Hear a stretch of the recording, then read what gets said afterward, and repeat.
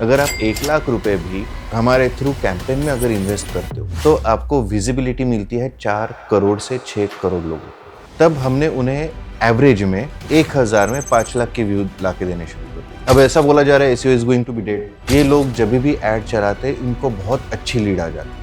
So do you have any example of AI models जो भी recent में काम कर रहे हैं? रियल एस्टेट के क्लाइंट को फॉलो क्यों करेगा कोई? सर मार्केटिंग ने आपको लोगों के बारे में क्या कुछ सिखाया ऑन अ पर्सनल लेवल? मुझे सबसे ज़्यादा ऐड पसंद आते थे इंपीरियल ब्लू। काफ़ी ऐसी कंपनीज है जो अपने मर्चेंडाइज बर्न करना प्रीफर करती है rather than selling it on display. Business में 1+1 2 कभी नहीं होता। Everyone is your customer. ये बेस्ट भी है और वर्स्ट भी। बट सर ये जीईओ एक्चुअली है क्या? ये एक स्पेसिफिक चीज़ ट्रेंडिंग में है। मैंने इस तरीके से क्रिएटिव बना दिया या फिर रील बना दी, वो पोस्ट कर दी और उसे बूस्ट कर दिया। Is that the marketing? जब एक डिजिटल मार्केटिंग आपके साथ जुड़ता है, यू जस्ट स्टार्ट आस्किंग कि सर इसमें कन्वर्जन क्यों नहीं हो रहा। एक बार आपके मॉडल फाइनल हो गए तो वो चेहरा आपके सिवाय और किसी को भी प्रमोट नहीं करेगा। कभी आपने सोचा है कि आज अगर आपको रेस्टोरेंट जाना है तो हम क्या डायरेक्ट रेस्टोरेंट जाते हैं? एक्चुअली नहीं। सबसे पहले हम उसकी रेटिंग्स चेक करते हैं, गूगल रिव्यूज़ देखते हैं, इंस्टाग्राम पेज भी चेक करते हैं एंड देन हम डिसाइड करते हैं कि हमें एक्चुअली जाना है या नहीं। मतलब कस्टमर डिसीजन रेस्टोरेंट जाकर नहीं, मोबाइल स्क्रीन पर ही कर रहे हैं। तो आखिर मार्केटिंग का ये शिफ्ट आया कैसे? आज इसी एवोल्यूशन को डिकोड करने वाले हैं हम, और इसी कॉन्वर्जेशन के लिए हमारे साथ हैं mister Abhishek Ghatode, founder of the Insignia consultant. उनका करियर जर्नी काफ़ी इंटरेस्टिंग है। Sales, consulting, international education, digital marketing and entrepreneurship जैसे काफ़ी डोमेन्स में वो काम कर चुके हैं। सालों से वो अलग अलग इंडस्ट्रीज के बिजनेसेस के साथ काम करते हुए आ रहे हैं। Branding, customer acquisition, business growth, marketing strategies जैसे क्रिटिकल एरियाज में बिजनेसेस को सपोर्ट करते हुए आ रहे हैं। और आज थ्रू इंसिग्निया कंसल्टेंट वो बिजनेसेस को हेल्प कर रहे हैं स्ट्रॉन्गर ब्रांड्स बनाने में। A very warm welcome to you. Thank you. Sir, so starting with the questions, you have been working in this industry for 17 years now. So what were some of the major transitions or changes you witnessed over the years? A lot of changes are there. अगर हम 90s या फिर 80s से शुरू करते हैं, 80s के time पे न्यूज़पेपर में ऐड होती थी। राइट। उसके बाद टेलीविज़न आया। टेलीविज़न के साथ होर्डिंग्स, वो तो काफ़ी पहले से थे। होर्डिंग्स आए, टेलीविज़न आया, उसके बाद रेवोल्यूशन हुआ टेलीविज़न से मोबाइल की तरफ। एसएमएस आने शुरू हो गए, फिर ईमेल मार्केटिंग हुआ। आज की डेट में सबसे ज़्यादा एम्फसाइज दिया जा रहा है social media, LinkedIn, YouTube, Google, as well as अभी और चेंजेस होने वाले हैं। एज यू नो, आज तक सबसे ज़्यादा अगर आपको वेबसाइट को दिखाना है, people use to emphasize on ACO.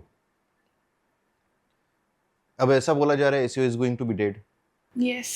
Dead नहीं होगा, बट यस उसका यूज कम हो जाएगा। ट्रांजिशन हो रहा है जीईओ पे, which is generative engine optimization. But sir ये जीईओ एक्चुअली है क्या? Can you explain this? GEO में 2 फैक्टर होते हैं, एक एईओ और एक GEO, answer engine optimization and generative engine optimisation. अब आंसर इंजन क्या करता है, जब हम कोई शॉर्ट क्वेश्चंस पूछते हैं कि मुझे ऐसे सिम्टम्स दिख रहे हैं, मेरी तबीयत को क्या हुआ है, ठीक है, उस टाइम पे एआई आपका आंसर कर देगा। इफ़ यू सी, अगर आप गूगल पे कुछ भी कर रहे हो, शुरू में एक आर्टिकल आता है, राइट। और वो आर्टिकल के बाद पूरे एसीओ के रिजल्ट शुरू होते हैं। तो अभी जिन लोगों ने एईओ के हिसाब से खुद को ढालना शुरू कर दिया, उनके आंसर पहले आ रहे हैं और कस्टमर उनकी तरफ अट्रैक्ट होते जा रहे हैं, ठीक है। अब इसमें जीओ क्या फैक्टर प्ले करता है? अगर कोई सीरियस बीमारी है, if someone put a lot of not lot of each and every minute detail about their symptoms, तो वो डायग्नोसिस भी दे रहा है। According to a survey recently अभी देखा गया है, कुछ लोगों ने अपनी केस स्टडी डाली है कि उन्होंने अपना एग्जैक्ट ट्रीटमेंट डाला, एग्जैक्ट सिम्टम्स डाले, और उनको जो डायग्नोसिस मिला, डॉक्टर्स को वो पहले ध्यान में ही नहीं था। They went to the uh doctor with that diagnosis, out of India की बात है ये। वहां पे जाके उनको पता चला कि यस, एआई का डायग्नोसिस बराबर था compare to the actual human being, जबकि एआई को ट्रेन करने वाले हम ही लोग हैं। That's a very good research sir, जो हमें पता चली है। बट इससे सर क्या फिर इंडियन डॉक्टर्स की रेलेवेंस ख़त्म हो जाएगी अगर ये रिसर्च के थ्रू अगर एआई ही हमको सब डायग्नोसिस बता दे? Then why we need doctors then? Of course we are going to require doctors, उनकी नीड खत्म नहीं होगी। यानी it is just like that कि डिजिटल मार्केटिंग आ गया इसलिए ट्रेडिशनल मार्केटिंग खत्म हो गया? नहीं, that can not happen. Traditional marketing भी साथ में रहेगा, भी डिजिटल मार्केटिंग भी रहेगा। सिमिलरली एक एआई, अब पहले के ज़माने में लोग गूगल पे करते थे, काफ़ी डॉक्टर्स भी हमारे क्लाइंट है, तो वो हमें बताते कि लोग ही आधे डॉक्टर बन चुके हैं। जब वो हॉस्पिटल में आते हैं वो सीधा गूगल का पेज दिखाते कि साहब मुझे ये सब टेस्ट करनी है और ये मुझे सिम्टम्स दिख रहे हैं। तो उस टाइम पे जो डॉक्टर्स है वो खुद परेशान हो जाते हैं, यार यही सब अगर लेके आ रहे तो हम क्या करें। राइट सर, ये हो रहा है एक्चुअली। लेकिन एआई आपको 100% रिजल्ट हर बार देगा, it is not necessary. Definitely. Human being के इंटरवेंशन के सिवाय वो नहीं हो पाता। Sir, so speaking of AI being seamlessly integrated into our daily lives, how do you think it is going to affect marketing? It is not going to affect much, लेकिन हाँ उससे की वजह से काफ़ी सारे चेंजेस आ रहे हैं। एआई के मॉडल्स बनने शुरू हो चुके हैं, ठीक है। उसके बाद एआई से एड्स बननी शुरू हो चुकी है। इवन अभी recently if you can see, Jio Hotstar पे एआई से पूरी महाभारत बनाई है। या सर, आई हैव सीन, मैंने उसका ट्रेलर वगैरह देखा and it is not looking like that much AI कि हाँ वो एआई के थ्रू बना है। कुछ कुछ ग्लिम्सेस पे लगता है कि that it is generated, but very smooth और स्लीमलेस उन्होंने बनाया है और बहुत अच्छा बना है। मैंने उसकी ऐड देखी। एक्चुअली एआई अभी भी समझ में आ रहा है। अब ऐसा होता है whenever a new technology comes, अगर हमें सीमलेस एआई के अगर क्रिएटिव्स चाहिए तो उसके लिए इवोल्यूशन होने में अभी और थोड़ा बहुत टाइम लगेगा। आज से एक 1.5 साल पहले एआई का सीधा समझ में आता था कि यस इट इज एआई। आजकल थोड़ा सा सोचना पड़ता है, इज इट एआई और नॉट। कि सर आपने अभी बात करी एआई मॉडल्स की, तो सर वो एक्चुअली वर्क कैसे करते हैं and how it can help businesses actually? अभी जैसे if we concentrate on AI model, ठीक है, अगर आप कोई भी ब्रांड एम्बेसडर को साइन करते हो, आपको एटलीस्ट 3 से 4 लाख का खर्चा है फॉर 1 ईयर। उसके बाद जब आप शूट करते हो, पर शूट, एक शूट में आपके 2 से 3 मैक्सिमम एड्स निकलेंगे और पर शूट आपकी जो कॉस्टिंग है वो जाएगी 4 से 5 लाख की। हाँ, एक मोटा मोटा, ज़्यादा जा सकता है लेकिन कम नहीं आएगा। अभी हम जब आपके लिए मॉडल क्रिएट करते हैं, we keep everything in mind कि आपका ब्रांड इमेज क्या है, आप रिप्रेजेंट कैसे कर रहे हो, ठीक है। एक बार आपका मॉडल फाइनल हो गया या फिर मल्टीपल अगर मॉडल्स है, एक बार आपके मॉडल फाइनल हो गए तो वो चेहरा आपके सिवाय और किसी को भी प्रमोट नहीं करेगा। So that is the USP with AI model. So, what do you think then could be the difference between AI models and influencer marketing? Okay, अगर हम नागपुर के मार्केट की बात करें तो 15-20 हज़ार से एक जो इन्फ्लुएंसर है उसका एक रील या फिर एक स्टोरी आनी शुरू हो जाती है, ठीक है। अभी 15,000 उनका वहाँ पे खर्च हो रहा है। उसके बाद वो इन्फ्लुएंसर आज इनको प्रमोट कर रहा है, कल उनके कंपटीटर को करेगा, परसों उनके कंपटीटर को करेगा। यूनिकनेस कहाँ है इसमें? Right. इन्फ्लुएंसर्स डेड नहीं होंगे who are doing really genuine and good work, उनकी डिमांड कभी ख़त्म नहीं होने वाली। लेकिन अगर आपको अपनी ब्रांड की आइडेंटिटी क्रिएट करनी है और अपने ब्रांड को यूनिक दिखाना है, तो आपको एक यूनिक चेहरा भी चाहिए। कोई भी कंपनी ब्रांड एम्बेसडर क्यों लेती है? To represent themselves. To represent them from only one person. तो एक उस चेहरे के साथ लोग उस ब्रांड को एसोसिएट करना शुरू कर देते हैं। तो यहाँ पे इन्फ्लुएंसर में वो एसोसिएशन कम होना शुरू हो जाता है और एआई मॉडल के साथ the association will be same. Sir I have a counter question on this, मतलब मुझे इसमें ओपिनियन थोड़ा आप डिफरेंशिएटेड लगता है। ब्रांड एम्बेसडर किसी भी ब्रांड के लिए वो एक ऐसा चेहरा होता है जो कि उसका रोल डिफाइन करता है। लाइक नाइकी ले लें तो उसके जो ब्रांड एम्बेसडर्स हैं, या फिर प्यूमा के ले लें तो they are in sports, they are doing excellent in that industry and that's why they are been made the brand ambassadors. तो सर एआई वो ब्रांड एम्बेसडर का फेस तो ले लेंगे, बट क्या जो वो स्टोरी डिपिक्ट करना चाह रहे हैं brands through that brand ambassador, क्या वो कर पाएंगे? That is a really good question. अभी इसमें 3-4 चीज़ें हैं, ठीक है। पहली बात, हम आज जिन सेलिब्रिटीज़ को देख रहे हैं, एक ज़माने में उनको कोई नहीं जानता था और उस टाइम से वो एक्टिंग करते हुए आ रहे हैं, and that too in ads. अभी फर्स्ट टाइम डायना पेंटी को कब देखा था? कॉकटेल मूवी में। उससे पहले she came in an ad of Virgin Mobile, ठीक है। दिशा पाटनी, उसको कब देखा था फर्स्ट टाइम? धोनी मूवी से ही वो याद रहती है सबको। या मेजर रिजेम्बलेंस वहीं से एमएस धोनी से। एमएस धोनी, ठीक है। वो इंपीरियल ब्लू के लिए उसने ऐड की थी मच बिफोर दैट मूवी। अब फेमस चेहरा एक दिन में नहीं होता है, it comes over the time. अभी दूसरी चीज विच यू आर आस्किंग कि वो उस डोमेन के है, इसलिए फिर उनको ब्रांड एम्बेसडर किया हुआ है। अभी AI influencer if we cricket, ठीक है, हमने मॉडल बनाया। एक इन्फ्लुएंसर बनने के लिए क्या लगता है? What is the quality to become an influencer? People should know that person, उनके फॉलोअर्स रहे। दैट ऑल्सो रेजोनेट कि उनकी जैसी लाइफ है मेरी भी वैसी है ना। Motivation is a form also कि उनसे मोटिवेट होते हैं लोग। ट्रू।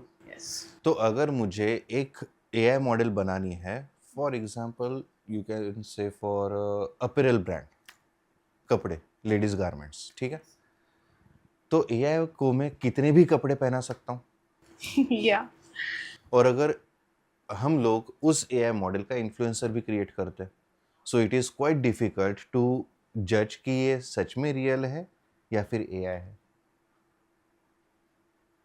और उस चीज के ऊपर अगर फॉलोअर्स आने शुरू हो गए, एंड इफ दैट पर्सन और दैट प्रोफाइल इंस्टाग्राम का is only promoting a single brand, how does it sound? और ऐसे काफी सारे एआई इन्फ्लुएंसर्स ऑलरेडी एग्जिस्ट कर रहे हैं इंस्टाग्राम पे, लेकिन कमर्शियली या फिर इस एंगल से सोचने बहुत कम लोग काम कर रहे हैं। So do you have any example of AI models जो भी रिसेंट में काम कर रहे हैं? काफी सारे। सर कैन वी नो कि इनके better I can not say their names, क्योंकि क्लाइंट के साथ भी एग्रीमेंट हमारा साइन होता है। Okay, so it is not allowed, आपको अलाउड नहीं है शेयर करना?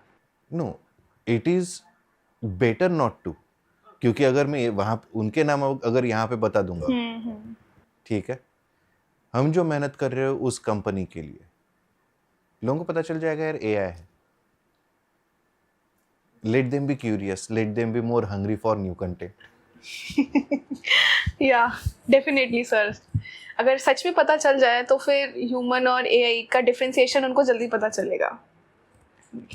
So with digital marketing, सारी information आपके tip of the fingers available होती है, be it analytics, data insights, anything. So do you think that visibility creates a certain amount of unrealistic expectations in people? Yes. Just because you have all the analytics on your fingertip, it doesn't mean that it should be in that way. Okay. Most of the time what happens is whenever I meet any client, that client asks me कि sir we just want lead for our company. Now just tell me honestly, you guys are young, okay, what are the things you want to buy in future? The big thing, Cars, houses. Let's take the example of house. Okay, if you want to buy a house and if I show you a post of a XYZ builder, and just ask you to fill the form and give you a number just by showing you the post. Will you do that? No. No, never. Never. अगर आप खुद ये नहीं करने वाले हो तो whenever you are working with any such kind of company, तो वो कंपनी के लिए कोई लीड क्यों देगा until and unless उस कंपनी की अथॉरिटी एस्टेब्लिश नहीं है मार्केट में. Correct. आज काफ़ी लोगों को ऐसा लगता है कि फॉर एग्जांपल लोड़ा हो गया या फिर जो बड़े ब्रांड्स हैं, ठीक है, लोड़ा, नागपुर में कुकरेजा हो गया, या फिर मुंबई का और कौन सा है, हीरानंदानी, ये लोग जब भी ऐड चलाते हैं इनको बहुत अच्छी लीड आ जाती है. और डीएफएल हो गया फॉर दैट से. It is not like that. उन लोगों ने पहले मार्केटिंग और ब्रांडिंग में उतना पैसा इन्वेस्ट किया है. Without investing such kind of amount लोग उनको रिकॉग्नाइज ही नहीं करेंगे. तो पहले आपका ब्रांड बिल्डिंग और रिकॉग्निशन उस लेवल का होना जरूरी है. जब वो उस लेवल का होगा तब आपको भी लीड कॉस्ट बहुत कम जाएगी और कन्वर्जन रेट काफी ज्यादा रहेगा. सिर्फ लीड जनरेशन कैंपेन से नहीं होता है. यस, तो एनालिटिक्स हमारे पास है. एनालिटिक्स से हम ये जज कर सकते हैं कि हमें कहाँ पे ऐड दिखानी है, किस तरीके से दिखानी है और वो परसीव कैसे हो रही है. And that help us to do more innovations. I hope that Yes. answers your question. Yes. Sir, जैसे आपने बात करी अभी डिजिटल विजिबिलिटी एनालिटिक्स की, तो सर मेरा इस पे डाउट यहाँ पर आता है कि क्या फिर ट्रेडिशनल मार्केटिंग, ये बिल बोर्ड्स लगाना कंपैरेटिवली लेस इम्पोर्टेंट होता जाएगा बाय टाइम डिजिटल मार्केटिंग आने की वजह से? एक दिन में एवरेज में 5 घंटा एक इंसान सोशल मीडिया पे देता है. या बिल्कुल सर, एवरेज बोल रहा हूँ. कुछ लोग 10 से 12 घंटे भी देते हैं, कुछ लोग 1-2 घंटे ही देते हैं. अब इस कंडीशन में अगर आप अपनी कंपनी को वहां पे प्रमोट नहीं कर रहे हो, so you are missing out on something on other. Definitely sir. ठीक है, बहुत बड़ी विजिबिलिटी आप मिस कर जाते हो हो. रहे हैं. यस. लेकिन जब आप एक मोबाइल पे ऐड देखते हो and when you are travelling somewhere और उसका आप होर्डिंग भी देखते हो, रेडियो पे ऐड भी सुनते हो, तो उसकी एक अथॉरिटी एस्टेब्लिश होनी शुरू हो जाती है. So it is not going to die, क्योंकि एक company, any company can do digital marketing but not everyone can afford offline marketing. Right sir. Small businesses को प्रॉब्लम आएगा ट्रेडिशनल मार्केटिंग में, स्पेशली बिलबोर्ड्स ऐसी जगह पे लगाना जहाँ पे मोस्ट पब्लिक जाती है, traffic signals, petrol pump. Yes, अभी अगर नागपुर का एग्जांपल लूँ तो छत्रपति स्क्वायर है, ठीक है. छत्रपति स्क्वायर में अगर मैंने एक होर्डिंग लगाया है, महीने भर में वहाँ पे टोटल 10 लाख के ऊपर तो लोग नहीं जाते होंगे. Yes sir. बराबर. अब 10 लाख लोगों के लिए वहां पे एवरेज कॉस्ट 4 से 5 लाख का होगा होर्डिंग का, मेन स्क्वायर. ठीक है, चलो अगर हम इसे 2 लाख भी पकड़ते हैं, छोटा है या फिर थोड़ा सा अंदर दबा हुआ है, अगर 2 लाख वहां पे होर्डिंग का कॉस्ट है तो 2 लाख में आपकी विजिबिलिटी जा रही है 10 लाख लोगों तक. But when you are doing digital marketing, that too हमारे जैसे जो परफॉर्मेंस मार्केटर किसी के साथ जुड़ते हैं, तो अगेन उसमें भी डिफरेंस है. डिजिटल मार्केटिंग में अगर नॉर्मली आपको 1000 रुपीज के कैंपेन में जो विजिबिलिटी मिलती है वो होती है अराउंड 20-30-40 हज़ार लोगों तक. But with us it happens like in 1000 rupees we give the visibility of 4 to 6 lakh people. 4 to 6 lakh sir. Yes. And can we know कि कैसे? वो हमारी एक्सपर्टीज है. अभी जब आप 2 लाख रुपए एक होर्डिंग के ऊपर खर्च कर रहे हो, जस्ट इमेजिन उसके आधे पैसे अगर आप 1 लाख रुपए भी हमारे थ्रू कैंपेन में अगर इन्वेस्ट करते हो तो आपको विजिबिलिटी मिलती है 4 करोड़ से 6 करोड़ लोगों की. सर इसका मतलब फिर ये होगा कि अगर स्मॉल बिजनेसेस को होर्डिंग्स लगवाने हो और उनके पास बजट ना हो तो वो डिजिटल मार्केटिंग करवा सकते हैं आपसे. That is the smart choice. Definitely sir. क्योंकि यू कैन ऑल्सो कैलकुलेट कि मुझे 1 लाख में अगर मैं 4 करोड़ दे रहा हूँ, ठीक है, even if a small businessman if he is spending around 20,000 rupees on Meta, ठीक है, 20 to 25,000 रुपीज अगर वो मेटा पे खर्च कर रहे हैं महीने के, अगर वो खुद करते हैं तो उनको 15 से 20 हज़ार तक की विजिबिलिटी मिलती है, तो इस हिसाब से ऑलमोस्ट 4 लाख के आसपास हो गए, ठीक है। और हम लोग 20,000 में 20 लाख लोगों तक लेके जा सकते हैं। 20 लाख से ज़्यादा सर। छोटा बॉल मार्क देना ज़्यादा बेटर है, when they get more numbers वो एनी टाइम बेटर होता है। Sir, like you said, anyone can do digital marketing. And I'm sure you must come across a lot of competition, especially those agencies run by younger generation. So, has that ever made you feel insecure? No, not at all. Digital marketing करना बहुत easy है, ठीक है, even मेरी बच्ची है वो भी कर सकती है। इतना इजी है सर? इतना इजी है। यूट्यूब पे all the videos are available. आपको जस्ट पोस्ट क्रिएट करना है, कैसे क्रिएट करना है वो कैनवा बता देगा।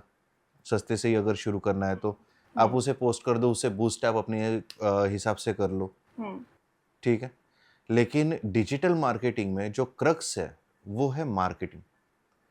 कितने लोगों को मार्केटिंग समझ में आ रही है? क्योंकि आप अगर सिर्फ डिजिटल मार्केटिंग कर रहे हो, ठीक है, अगर आपने अपना कॉम्पिटिटर एनालिसिस नहीं किया हुआ है, खुद का एनालिसिस नहीं किया हुआ है, मार्केट एनालिसिस नहीं किया हुआ है, और यार आजकल ये एक स्पेसिफिक चीज़ ट्रेंडिंग में है, मैंने इस तरीके से क्रिएटिव बना दिया या फिर रील बना दी, वो पोस्ट कर दिया और उसे बूस्ट कर दिया, is that the marketing you are talking about? Digital marketing वो है? डेफिनेटली नहीं सर, बच बियॉन्ड दैट। लेकिन वो बियॉन्ड क्या है वो बहुत कम लोगों को पता है। जब तक आप पूरा एनालिसिस कर नहीं करते उस तरीके से, जब तक आप क्रिएटिव्स नहीं बनाते, तब तक वो उस लेवल तक नहीं पहुंचता। अभी आपने जैसे मुझे क्वेश्चन पूछा था कि सर आप इतने सारे जो नंबर्स होते हैं वो कैसे करते हो? एक एग्जांपल देना चाहूँगा। We have a client from Chennai, ग्रामियम करके। Okay. उनका cost per click was around 40 rupees. But sir ग्रामियम है क्या actually, may I know? They are into cold press oils. Okay. और FMCG ब्रांड है, कोल्ड प्रेस ऑयल है, मिलेट नूडल, मिलेट पास्ता, वो सब है, ओके। ठीक है। अब उनको जब प्रमोट करना था, उन they have to hire 2 agencies, one is in South India, we are handling their North Indian marketing. तो उसमें उनका एवरेज कॉस्ट पर क्लिक ये 40 रुपये था। हम इंट्रोड्यूस हुए, हमने उनके पहले बिजनेस को समझा, उनका क्लाइंटल क्या है वो देखा, we sorted the segments about their clients, कौन से सेगमेंट में उनका कौन सा प्रोडक्ट किस तरीके से पोजीशन होगा वो चेकआउट किया। With optimizing all those campaigns we have generated the result in a way कि उन्हें आज के कंडीशन में 80 पैसे कॉस्ट पर क्लिक आ रहा है, इवन कुछ कैंपेन्स में 30 पैसे है। 80 पैसे एंड 30 पैसे सर, मतलब 40 रुपीज़ नहीं, मैं रुपीज़ नहीं बोल रहा हूँ, पैसे। 95% डाउन चलेगा सर ऐसे तो? नहीं, 95 से भी कम। नहीं, आई एम सेइंग कि 95% रिडक्शन से ज़्यादा ही है डेफिनेटली। उससे ज़्यादा है, काफ़ी ज़्यादा है, हाँ। 98% समथिंग जाएगा ऐसे तो। बहुत कम रिडक्शन है। अब उसके वजह से उनके वेबसाइट पे लोग जा रहे हैं। अब एज अ मार्केटर हमारा काम ये होता है कि आपके बारे में लोगों को बताना और लोगों को आपकी वेबसाइट पे या फिर आपके दुकान पे या फिर आपके बिजनेस की तरफ अट्रैक्ट करना, ठीक है। अभी हमने जिस तरीके से उनके लिए ऑप्टिमाइज करके दिया है तो एक ये रिजल्ट है। साथ में they used to spend around 1.25 lakh per month, तो उसमें जो उनको रिजल्ट आता था अराउंड 5 मिलियन के आसपास उनका इम्प्रेशंस होता था, विजिबिलिटी होती थी उनके रील्स की और एड्स की। वो रिजल्ट लाने के लिए we have to spend around 15 to 20,000 only. Only. Very impressive sir, काफ़ी कम पैसे हैं ये तो इसमें सबसे मेन होता है कंटेंट विथ इंटेंट। अगर आपके कंटेंट में इंटेंट स्पेसिफिक है तो it is quite natural to generate such kind of results. Sir जैसे अभी आपने बात करी, डिजिटल मार्केटिंग में बहुत सारी टेक्निकलिटीज इन्वॉल्व होती हैं, CTR, CPC एट्सेट्रा। तो have you ever come across a client who was fixated on wrong numbers, से द नंबर ऑफ फॉलोअर्स और लाइक्स? या दैट हैपेंस अ लॉट। एक मजेदार चीज बताता हूँ इसमें। वन ऑफ आवर क्लाइंट, उनके साथ जब हमने SOW किया, तो whenever we meet any client और हमें जब भी किसी को फाइनल करना है, we create the SOW। जब दोनों की तरफ से वो एग्री होता है तभी हम काम शुरू करते हैं। तो हमारा SOW उनके साथ ये था कि we will be focusing to get him more sales as well as to promote him in the market, कि उसके बारे में अवेयरनेस हमें स्प्रेड करना है पूरी मार्केट में। तो हमने वो शुरू किया। जब रिजल्ट आने शुरू हुए तो उनका रीच बहुत बढ़िया था, लोगों का कॉस्ट पर क्लिक भी कम आ रहा था। लेकिन उनका फिर क्वेश्चन आया कि सर हमारे फॉलोअर आपने बढ़ाए नहीं है, जबकि उनका कंसिस्टेंटली महीने के 60-70 फॉलोअर बढ़ रहे। कि सर हमें फॉलोअर चाहिए, आपने जो कंटेंट बनाया उसके ऊपर लाइक्स नहीं है, कमेंट्स नहीं है। तो यहाँ पे सबसे बड़ा, I won't say it as a challenge, लेकिन सबसे बड़ी चीज़ ये होती है कि जो हमने कंटेंट बनाया उसका इंटेंट क्या था। अगर किसी को कमेंट चाहिए, फिर लाइक्स चाहिए, तो उस हिसाब से कंटेंट बनाना होता है। अगर आपको बिजनेस चाहिए तो उस हिसाब से कंटेंट होगा। अगर आपको आपके बिजनेस के बारे में अवेयरनेस करना है तो कंटेंट उस तरीके से होगा। एक ही कंटेंट में आपको हर एक चीज नहीं मिल सकती। अभी लास्ट टाइम आपने कौन से रील को या फिर कौन से पोस्ट को लाइक या फिर फॉलो किया था? मैं तो फनी रील्स को ज़्यादा लाइक करती हूँ, लाइक राइट, जो फनी कॉमेडी वंस आते हैं। हाँ। And you? Same. Same. Yes sir. अभी अगर मैं किसी कंपनी को प्रमोट कर रहा हूँ, ठीक है, मैं फनी बना नहीं सकता। It can be funny but not always funny, क्योंकि हर एक कंपनी का ओरा डिफरेंट होता है। अगर एक रियल एस्टेट है, उसका अगर मैं फनी बना दूं just to get him more followers, will that make any sense? No sir. एक एलिगेंट कपड़ों का स्टोर है, बहुत सुंदर वो कपड़े बनाते हैं, उनके लिए फनी बना सकता हूँ। FMCG के लिए एक आध बार फनी बन भी जाए, लेकिन अगर हमेशा मैं उसके लिए फनी बनाऊंगा तो वहां पे भी कहीं ना कहीं उनकी जो ब्रांड आइडेंटिटी है वो डैमेज होगी। तो उनको ब्रांड आइडेंटिटी के साथ जब हमें कंटेंट विथ इंटेंट बनाना होता है, तो उसमें इट वोंट हैपन कि आपको कमेंट भी आए, लाइक भी आए, फॉलोअर भी आए और बिजनेस भी और अवेयरनेस भी बढ़े। मतलब आपके 5 उंगली घी में नहीं हो सकते, आप ये बोल रहे हैं? हाँ, बस सर कढ़ाई में हो सकता है। आपने सर अभी बात करी लाइक्स कमेंट्स की, तो एक्चुअली हमारी बात होने से पहले मैं आपका पेज चेक कर रही थी एक्चुअली। तो मैंने देखा कि आपके पेज पे भी sir followers and following comparatively कम ही है as a marketing agency. Very true. तो सर आप अपनी मार्केटिंग नहीं करते? हम अपनी मार्केटिंग करते हैं, लेकिन जिस तरीके का कंटेंट हम अपने इंस्टाग्राम पे रख रहे हैं, ठीक है, it is a canvas for my designers as well as a canvas for the team which I have, और उनके आइडियाज़ के लिए। उसके ऊपर आपको ऐसा कोई कंटेंट नहीं मिलेगा कि लोगों ने मुझे फॉलो करना चाहिए, until and unless they are into similar field। और जो कंटेंट हम क्रिएट करते हैं to do the advertising for our self, वो कंटेंट भी इसी तरीके से होता है कि लोगों ने मुझे बिजनेस देना चाहिए, उनके मेरे फॉलोअर बढ़ के या फिर उनके लाइक्स आके कोई मतलब नहीं आता। तो जो मेरा इंटेंट है वो कंटेंट क्रिएट करने के लिए, मेरा इंस्टाग्राम पेज हो गया या फिर कोई भी है, I am not focusing on increasing the followers. So you are saying कि your focus is sales. My focus is marketing and sales. Marketing. तो वो मैं वहाँ से अचीव कर रहा हूँ। Good sir. That means कि किसी भी पेज को या किसी भी ब्रांड को उसके फॉलोअर्स, फॉलोइंग्स और लाइक्स देख के कभी जज नहीं करना चाहिए। Absolutely not. मैं आपको ऐसे काफ़ी सारे पेजेस बता सकता हूँ, दो बताना थोड़ा सा गलत हो जाएगा, कि जिनके फॉलोअर बहुत ज़्यादा है, but if you see the average view of those, उनके जो रील्स बनते हैं या फिर पोस्ट बनते हैं, वो उसका 10% भी नहीं है। सर आप बताएंगे वो पेज के नेम्स? नहीं, वो अच्छा नहीं लगता, क्योंकि किसी को अननेसरी डिफेम क्यों करे।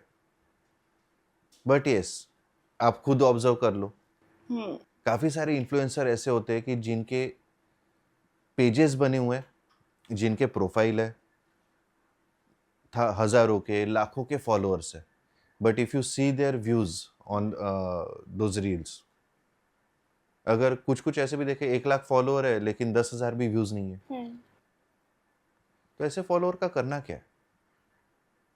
उनके लिए फॉलोअर और व्यूज़ मैटर करते हैं, बिजनेस के लिए बिजनेस मैटर करता है। तो जिस चीज़ से बिजनेस आएगा उसके ऊपर फोकस करना ज़्यादा ज़रूरी है। Definitely sir, at the end business matter करता है, ना कि फॉलोअर्स और लाइक्स। अगेन इट डिपेंड कि आप कौन से बिजनेस में हो। हाँ, If you are an influencer, definitely तो वो बहुत matter मैटर करेगा। करेगा। अगर आपका प्रोडक्ट है या फिर सर्विस है और उसे प्रमोट करना है, देन कंपैरेटिवली कम। देन कंपैरेटिवली बहुत कम है। अभी जस्ट कुछ मेरे रियल एस्टेट के क्लाइंट है, रियल एस्टेट के क्लाइंट को फॉलो क्यों करेगा कोई उसके पेज को? या फिर अगर मैंने आज प्रॉपर्टी खरीदी है, उसको फॉलो करके क्या करूंगा? रेकमेंड कर सकते हो सर आप। आप कितने रियल एस्टेट को फॉलो कर रहे हो? अभी तो सर किसी को भी नहीं, क्योंकि अभी हम अर्निंग स्टेज पर हैं, तो अभी तो नहीं। ठीक है, उसके बाद चलो उनको नहीं कर रहे, कितने अपैरल ब्रांड आप लोग फॉलो कर रहे हो? अभी आप लोगों का एज भी यंग है। Still none. 2-3 sir. Only 2-3? Market में कितने ब्रांड्स है? A lot more Less. Sir, a lot more. तो फिर अगर आप फॉलो नहीं कर रहे, इतने सारे ब्रांड हो गए, कॉस्मेटिक के इतने सारे ब्रांड है, ज्वेलरी के, if you are not following, तो सीधी सी बात है, logically it is quite difficult to get followers just because that company want. Objective main clear होना बहुत जरूरी है। Sir, so building more on that, जब आप कोई न्यू क्लाइंट ऑन बोर्ड करते हैं तो ऐसे कौन से पैरामीटर्स आप यूज करते हैं जज करने के लिए whether your campaigns are working, और and do that parameter differs for every industry? Yes, that differs. अभी जैसे रीच सबको मिल सकती है, but if you see about the leads, आज के टाइम में if anyone is doing any kind of marketing for real estate हो गया, इन्वेस्टमेंट हो गया, इन सब के लिए वहाँ पे you have to tick that you are from that industry. ठीक है, जैसे आप टिक करते हो तो आपकी average lead cost goes to more than 500, अच्छी लीड्स। ठीक है, अपैरल ब्रांड्स हो गए, एफएमसीजी हो गए, इनका सेलिंग का कॉस्ट 10 रुपए, 20 रुपए, 30 रुपए तक चले जाते हैं। तो it depend on industry to industry as well as sector to sector, क्योंकि आज के कंडीशन में फेसबुक को हर एक चीज पता है। यस। अगर उसे ये भी पता है कि अगर कोई रियल एस्टेट में लीड जनरेशन कर रहा है तो उसे 100 लीड आ रही है, 100 लीड में से 10 लीड विजिट करेगी, 10 में से 1 फाइनल होगी। 1 लीड से वो जितना कमाएगा उसका कुछ फ्रैक्शन ऑफ परसेंट तो कम से कम वो कमाएगा। तो दैट्स वाई रियल एस्टेट की लीड्स हाई हो जाती है। एफएमसीजी में जहाँ पे टिकट साइज ही कम है, वहाँ पे लीड साइज उतना हाई अगर देना शुरू कर दे, लोग कैंपेन करना बंद कर देंगे तो उसको वैसे ही पैसे नहीं आएंगे। तो when we think about Facebook और Google, they are business after all, वो पैसे कमाने के लिए बैठे। अगर वो आपसे सीधे पैसे नहीं कमा रहे, आपका डेटा लेके कमा रहे। आज गूगल फेसबुक को हर एक चीज पता है। एक उसका एग्जांपल ये है, maximum time if you have observed, आप जिस टाइम पे जोमेटो, स्विगी इन सब पे ऑर्डर करते हो, ठीक है, उस टाइम पे आपको बराबर उनकी एड दिखनी शुरू होती है। सर स्पेसिफिसिटी से मैं बताऊं, ब्रेकफास्ट के टाइम पर बिटवीन 8 to 10 हमें ब्रेकफास्ट की ऐड आती है, लंच के टाइम पे हमें छोले भटूरों की ऐड आती है, एंड इवनिंग स्नैक के टाइम पे हमें बर्गर, पिज़्ज़ा, पराठे की आती है, एंड देन ऑल्सो चाय की भी आती है, और रात को मिडनाइट क्रेविंग्स की। तो they have also set their timings कि यस, कब ऐड दिखाना है। डेफिनेटली उनके पास उतनी बड़ी टीम है, they also have that kind of budget. Definitely sir. So yes, that is happening actually. Sir जैसे हमने स्मॉल बिजनेसेस और उनके बजट्स के बारे में बात करी थी, तो there are often people who tend to believe that agencies are overcharging small businesses. आपका उस बारे में क्या ख्याल है? तो ओवरचार्जिंग नहीं होता है, इट डिपेंड ऑन कि आपका बजट कितना है और आपके बजट के हिसाब से आपको किसे सिलेक्ट करना है। अभी एक क्लाइंट के लिए अगर एग्जांपल दूं, वो 3 लाख रुपए महीने के खर्च कर रहे थे ऑन मेटा एड्स, ठीक है। जो एजेंसी उनकी काम कर रही थी, वो एजेंसी उन्हें चार्ज कर रही थी अराउंड 50,000, तो हो गए 3.5 लाख। लेकिन वो उनको 1 लाख व्यूज ला के दे पा रहे थे इन 1000 रुपीज। तो इस हिसाब से 3 लाख में कितना हुआ? 3 करोड़ व्यूज, ठीक है। जब हम उनके साथ जुड़े, तब हमने उन्हें एवरेज में 1000 में 5 लाख के व्यू ला के देने शुरू कर दिए, ठीक है। तो 5 लाख के हिसाब से 3 लाख में कितना गया? 15 करोड़। उनको 15 करोड़ जाने के लिए कितने खर्च करने पड़ते थे? उनको आराम से 15 lakh. 15 lakh. And we are charging them 1 lakh rupees per month. तो अफोर्डेबल हम हुए या फिर वो एजेंसी जो 50,000 कर रही थी चार्ज? डेफिनेटली 50,000 वाली तो नहीं।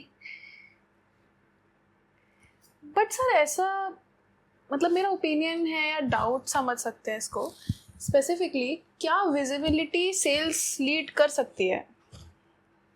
डेफिनेटली। आप लोग अभी चलो एक एग्जांपल लेते हैं। डिजिटल मार्केटिंग में आपको कॉस्ट पर क्लिक समझ में आता है, उसकी कॉस्टिंग दिखती है, कॉस्ट पर लीड की कॉस्टिंग दिखती है, कॉस्ट पर सेल की कॉस्टिंग दिखती है, ठीक है। टेलीविजन एड्स उसमें दिखती है? नहीं सर। होर्डिंग्स? नहीं। रेडियो? नो। नहीं। न्यूज़पेपर की तो समझ में आई जाती होगी? नहीं। न्यूज़पेपर्स तो हम ये प्रिडिक्ट कर सकते हैं कि न्यूज़पेपर कितने लोगों को जाता है, अराउंड एवरेज कितने लोगों को जाता है, उससे हम प्रिडिक्ट कर सकते हैं कि हाँ इतने लोगों ने देखा होगा। बराबर। तो अगर वहां पे आप प्रिडिक्ट नहीं कर सकते, वहां पे जो आप खर्च कर रहे हो उसके ऊपर से आप अपना बजट वहां पे कम नहीं कर रहे। लेकिन जब एक डिजिटल मार्केटिंग आपके साथ जुड़ता है, यू जस्ट स्टार्ट आस्किंग कि सर इसमें कन्वर्जन क्यों नहीं हो रहा। सेम क्वेश्चन उन लोगों को क्यों नहीं पूछा गया? क्योंकि वो विजिबिलिटी दे रहे हैं, ठीक है। और विजिबिलिटी के वजह से आज तक हर बिजनेस में सेल आता गया है। सिमिलरली अगर आप सोशल मीडिया पे, गूगल पे या फिर डिजिटल मार्केटिंग में अगर विजिबिलिटी के ऊपर सबसे ज्यादा पहले फोकस कर रहे हो, तो आपका सेल क्यों नहीं आएगा? जो मैंने आपको एग्जांपल दिए 30 पैसे 80 पैसे, वो सब विजिबिलिटी का ही कमाल है। पहले वो कंपनी का जो ब्रांड रिकॉग्निशन है वो हमने वहां पे बढ़ाया, ब्रांड रिकॉग्निशन के बाद उनको ये रिजल्ट आने शुरू हुए। Okay. So yes, visibility drives your sale. That's good sir. क्योंकि कभी कभार स्मॉल बिजनेसेस को ये हमेशा डाउट होता है, विजिबिलिटी तो आ गई बट हमारे लिए तो धंधा मैटर करता है, धंधा आया कि नहीं आया। तो this answers my question. Sir आप इतने सालों से इस इंडस्ट्री में काम कर रहे हैं, तो through out all this years आपको सबसे बेस्ट एडवाइस क्या मिली है? आंसर वर्स्ट भी एक्चुअली हम दोनों जानना चाहेंगे। Everyone is your customer. ये बेस्ट भी है और वर्स्ट भी है। दोनों सर कैसे हो सकती हैं, बेस्ट भी वर्स्ट भी? बेस्ट इसलिए क्योंकि आज डिजिटल मार्केटिंग हर बिजनेस को लगता है, ठीक है। और वर्स्ट इसलिए जो सर्विसेज उन्हें चाहिए वो अफोर्ड भी तो करनी आनी चाहिए। हाँ जी। अभी जो बंदा 10,000 में किसी का डिजिटल मार्केटिंग करके दे रहा है और जो कंपनी उसी चीज के अगर 1 लाख 2 लाख ले रही है, तो उन दोनों के सर्विसेज में बहुत फर्क होता है। तो जो फर्क है वो मैटर करता है। तो इसीलिए एवरीवन इज माय कस्टमर, ये मेरी बेस्ट एडवाइस भी है, but everyone is my customer ये वर्स्ट एडवाइस भी हो जाती है। काफी कंफ्यूजिंग एडवाइस है सर ये। समझ नहीं आई। बट कोई नहीं, हम बिल्कुल इस बारे में सर्च करेंगे। सर जैसे अभी आप बता रहे थे कि एजेंसीज 10,000 भी चार्ज कर रही हैं और 1 लाख रुपए भी, यहाँ पे सर डिफ्रेंसिएशन यहाँ पे भी आ रहा है कि काफ़ी कस्टमर्स को या क्लाइंट्स को फेक प्रॉमिसेस भी करते हैं कि हम आपको ये सर्विसेज प्रोवाइड करके देंगे, बट एट द एंड उनको वो नहीं मिलती हैं। तो what's your say on this? Come to us, we will handle everything.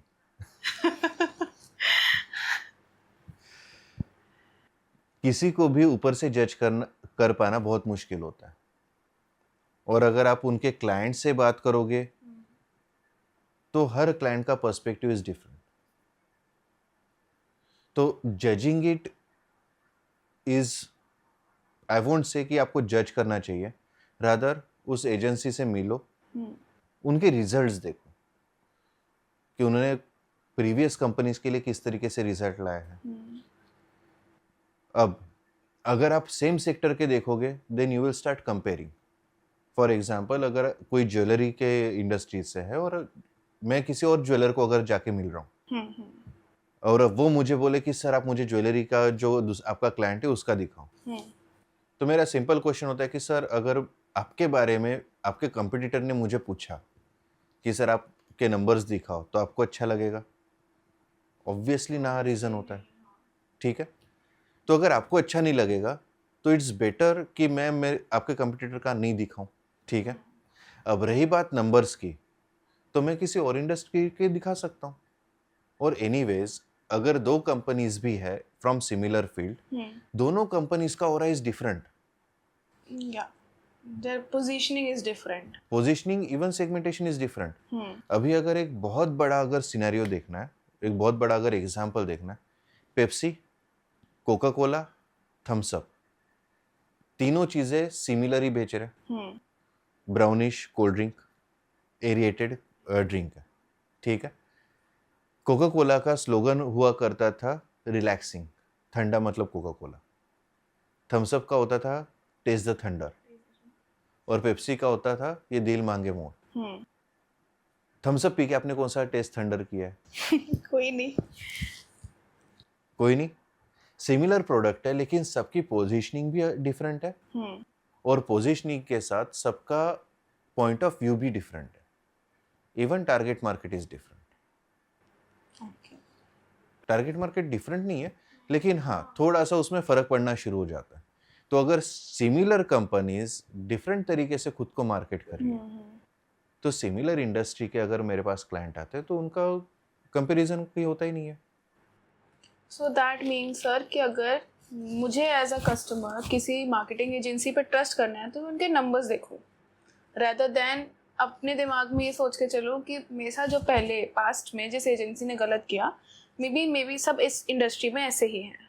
Personally देखा जाए तो हर एक बंदे के साथ ऐसा हुआ है। आज जो भी बंदा खुद का बिजनेस या फिर सर्विस चला रहा है, हर बिजनेस से कुछ ना कुछ गलतियां हुई है, और उन गलतियों से कोई ना कोई हर एक के हाथ से कस्टमर गए। यस सर, ठीक है। Human error. अब उस कंपनी ने अगर उस गलतियों में से कुछ सीखा है और आगे बढ़े तो it is well and good, लेकिन जस्ट बिकॉज आपने पहले कुछ गलतियां की है इसकी वजह से आपको हमेशा के लिए उसी गलती से जज करना, वो भी गलत है। Everyone is evolving. Definitely sir. Sir marketing ने आपको लोगों के बारे में क्या कुछ सिखाया ऑन अ पर्सनल लेवल?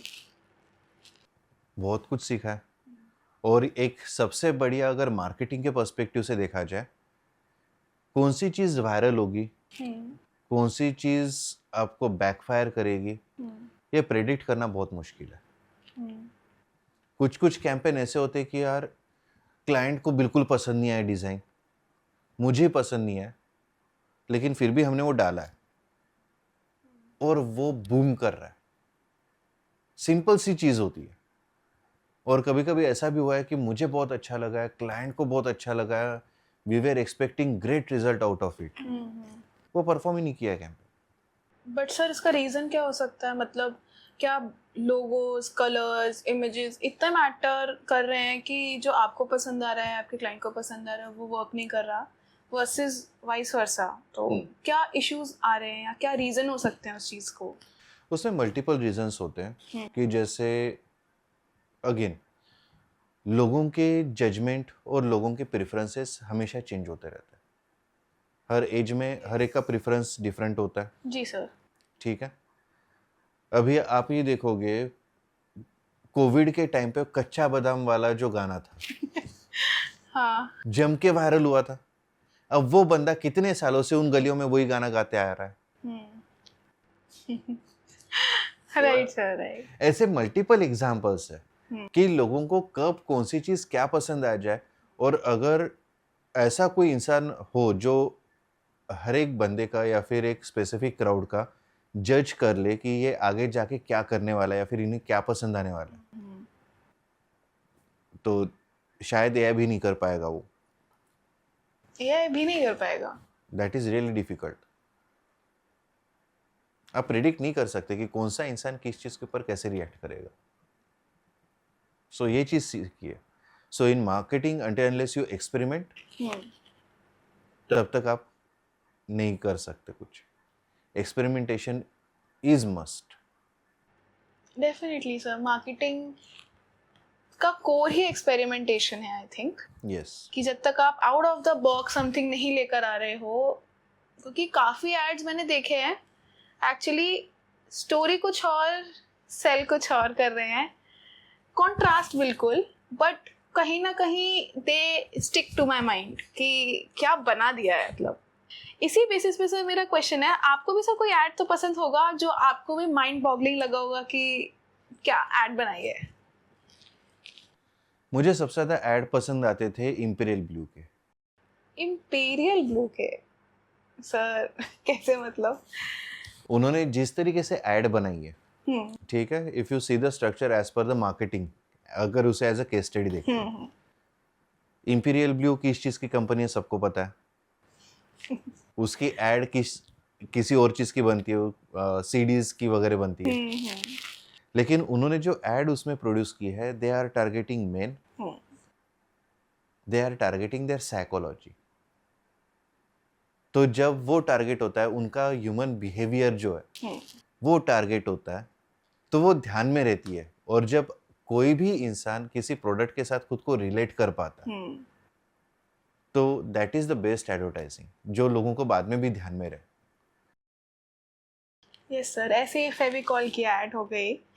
ये ऐसी एड्स हैं जो दो काफ़ी टाइम पहले आई थी, बट हमारे दिमाग में हमेशा रहती हैं कि हाँ वो ट्रक वाली ऐड, वो फर्नीचर हमेशा याद रहता है। Sir speaking of great ads, जब आप एड्स क्राफ्ट करते हैं, क्या आप उन्हें ह्यूमंस को कंसिडर करते हुए करते हैं या फिर एल्गोरिदम को?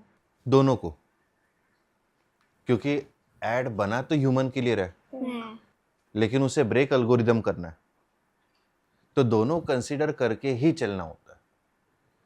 अगर हमने एल्गोरिदम को साइड में रखा और सिर्फ ह्यूमन को लिया तो प्रमोट नहीं होगा, और अगर सिर्फ एल्गोरिदम लिया और ह्यूमन को नहीं लिया, प्रमोट तो हो जाएगा, लेकिन जो मैसेज हमें मार्केट में देना है वो एब्जॉर्ब नहीं होगा। So we have to consider both. उसमें जब ब्रेनस्टॉर्मिंग होती है उसका मजा कुछ और ही होता है, क्योंकि आप एक एक आइडिया कर रहे हो। अगर रील है तो इसमें जस्ट लाइक अ मूवी, कि हमें पहले ये दिखाना है, फिर ऐसे दिखाना पड़ेगा, फिर यहाँ पे ये खड़ा होगा। सो उस चीज़ में मज़ा ज़्यादा आता है, क्योंकि ह्यूमन टच के बिना एल्गोरिदम भी काम का नहीं आएगा।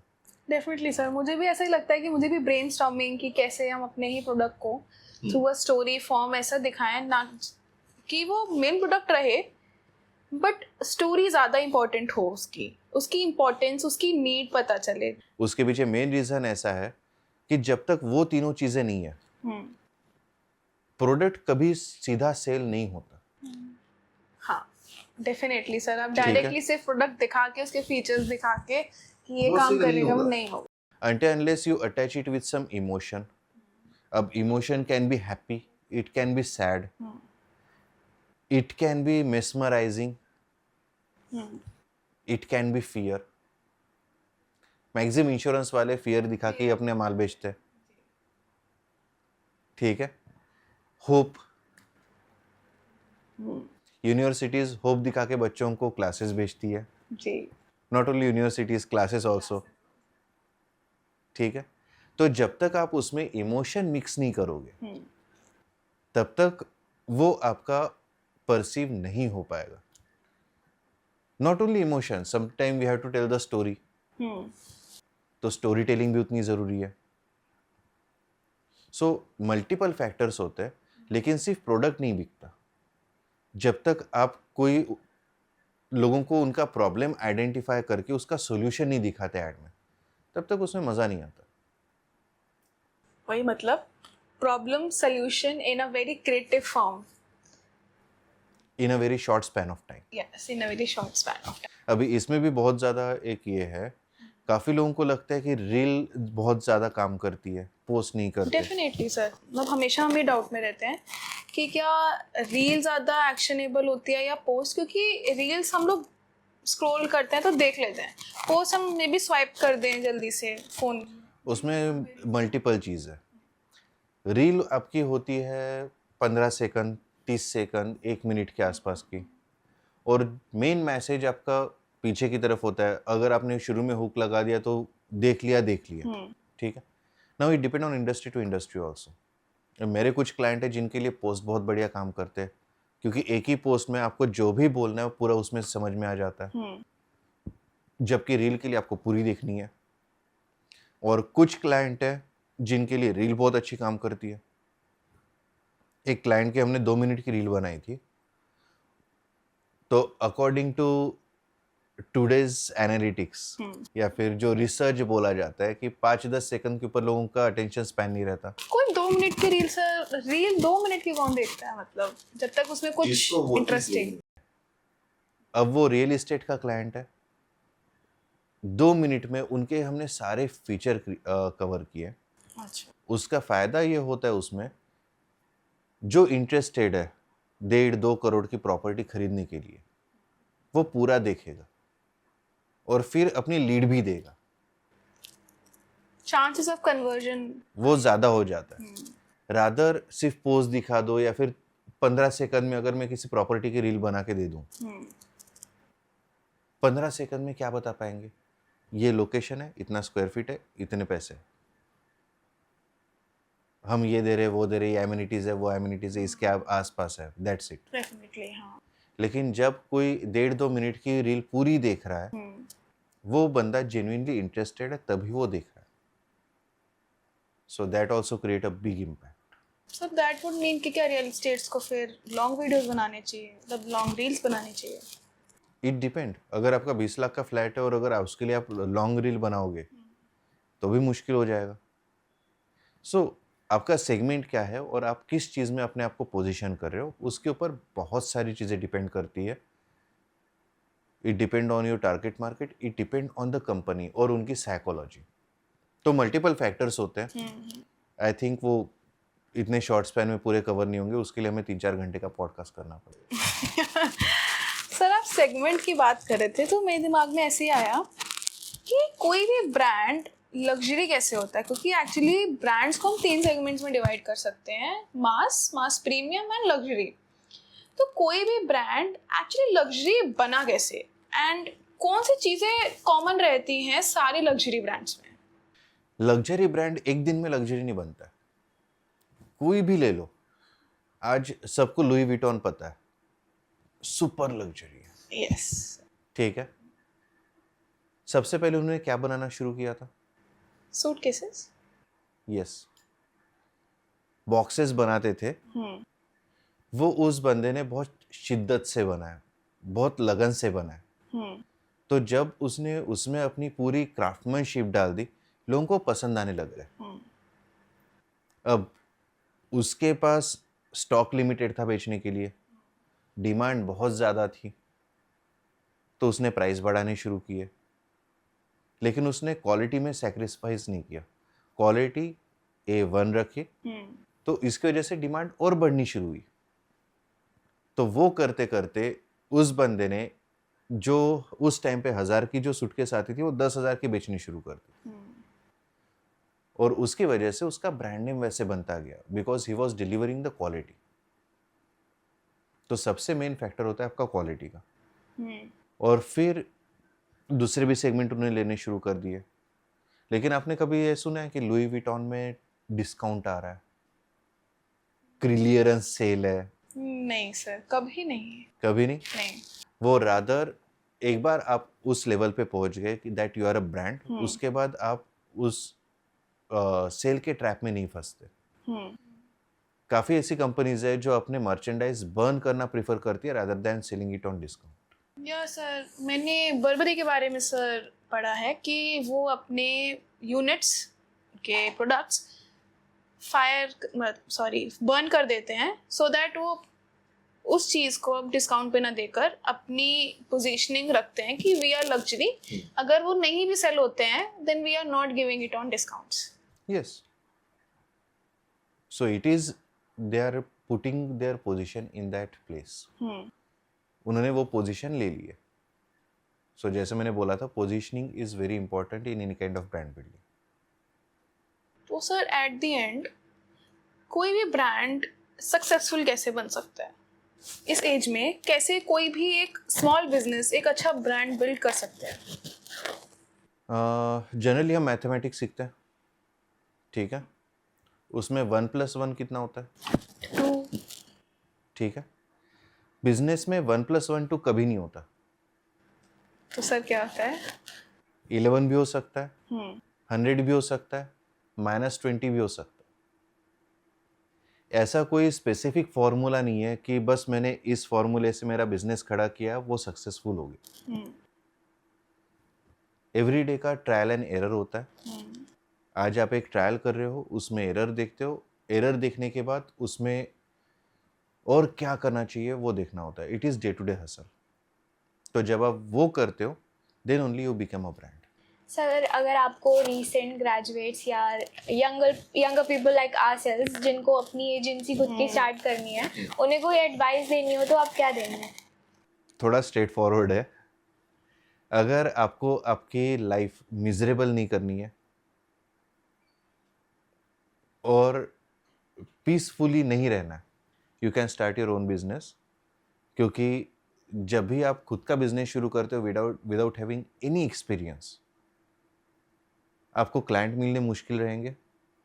क्लाइंट मिल भी जाएंगे तो उनके लिए काम क्या करना है, कैसे करना है, आपको एक्सपीरियंस ही नहीं होता है। रादर टेक सम एक्सपीरियंस और फिर अपना शुरू करो। सर एंड पे आते हैं, आप ऐसा क्या लेसन देना चाहेंगे हमारी ऑडियंस को जो कि वो इस पॉडकास्ट को देखकर ले सकते हैं अगर वो एंड तक आए हैं सुनने के लिए? क्या सर वो लेसन होंगे कि वो अपने साथ लेकर जा सकते हैं, इम्प्लीमेंट कर सकते हैं? B it a student, B it any business, small, medium, large, anyone. Students के लिए एक्सपीरियंस लो, उसके सिवा कुछ भी नहीं है। यू हैव टू डेवलप दो skills, you have to develop those thinkings. मेरे यहाँ काफ़ी सारे लोग आते हैं जॉब सर्च करते हुए। काफ़ी लोगों ने डिजिटल मार्केटिंग के कोर्सेज भी किए होते हैं, लेकिन सिर्फ टूल्स पता होने से नहीं होता है। You have to understand the marketing first. और रही बात बिजनेसेस के लिए जो अपना बिजनेस प्रमोट करना चाहते हैं, दिखाए पे मत जाओ, अपनी अकल लगाओ। बिल्कुल सर। तो बहुत फैंसी ऑफिस है, बहुत सारे लोग काम कर रहे हैं, इट डजंट मीन कि वो बहुत अच्छा काम कर रहे हैं। उनके कैंपेन्स देखो, उनकी क्रिएटिविटी देखो, देन ओनली सिलेक्ट। तो आज की कॉन्वर्जेशन से एक बार क्लियर हो चुकी है, मार्केटिंग का गेम अब काफ़ी बदल चुका है। पहले ब्रांड्स डिसाइड करते थे उन्हें अपना मैसेज किन ऑडियंस तक पहुंचाना है, आज ऑडियंस डिसाइड करती है उन्हें अपना अटेंशन किस ब्रांड को देना है। ट्रेडिशनल मार्केटिंग ने हमें ब्रांडिंग करनी सिखाई, पर डिजिटल मार्केटिंग ने हमें ऑडियंस के और करीब ला दिया है। पर बात आज ये नहीं है कि हम ट्रेडिशनल मार्केटिंग चूज करें या digital marketing. It's all about going with both hand in hand. To all the students listening this podcast who are aiming to opt for marketing, the advice is very simple. आप trends के पीछे मत भागिए, keep exploring, keep understanding, because ultimately काफ़ी tools techniques marketing में आते रहेंगे, पर लोगों को समझने की स्किल कभी आउटडेटेड नहीं। और जो बिजनेसेस जेन्युइन मार्केटर्स की तलाश में हैं, वो सिर्फ लाइक्स, फॉलोअर्स, फैंसी प्रेजेंटेशंस पे इम्प्रेस ना होकर ऐसे मार्केटर्स के साथ काम करें जो आपके बिजनेस को जेन्युइनली समझने की कोशिश करते हैं और सिर्फ कैंपेन्स नहीं, आपकी एक्चुअल ग्रोथ में हेल्प करें। इसी के साथ आज के एपिसोड को हम एंड करते हैं। If you have any questions, doubts or thoughts, feel free to comment down below. And of course, we even the ones which challenge our opinions. Thank you everyone for tuning in. मिलते हैं एक और ऐसे ही interesting podcast के साथ। तब तक के लिए keep learning, keep growing and keep evolving. Thank you so much, sir. Thank you.